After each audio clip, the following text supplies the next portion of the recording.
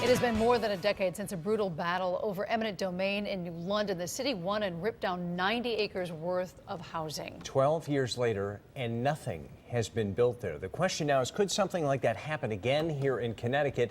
And as News 8's Aaron Cox shows us tonight, the answer is yes. That was our property. That was ours. And look at it. It's all weeds. For Michael Cristofaro, this is a field of broken dreams. The family house leveled to make way for new construction. 10 years later, still no buildings. There's nothing. I mean, this is sad.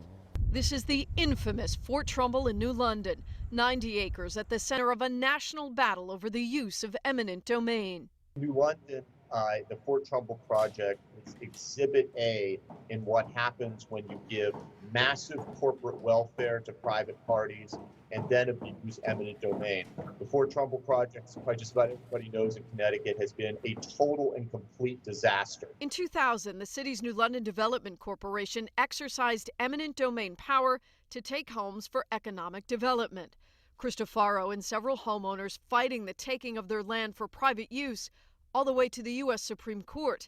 The justices ruling in favor of the city, allowing the houses to be bulldozed. But a decade later, the hotel, the townhouses, the offices still haven't been built. It was like the ending of our family's, rights to be here. And what was it for? Well, look. Nothing. Nothing.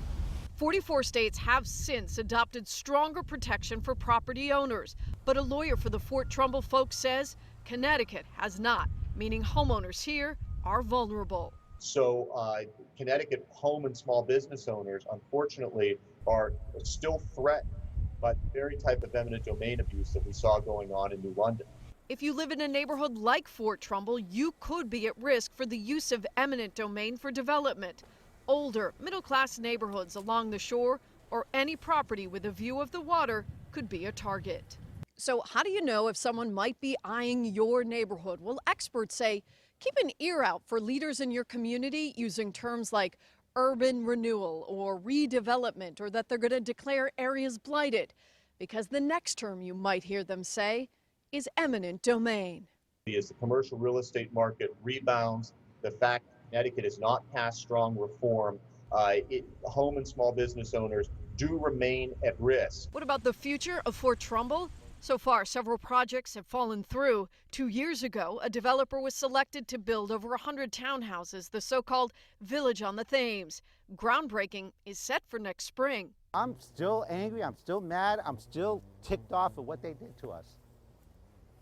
I mean, the scar, they said in time the scars will heal. No, the scars won't heal. The scab will always be there. For Cristofaro, others calling this place home hurts as much as looking at all the empty space. In New London, I'm Aaron Cox, News 8.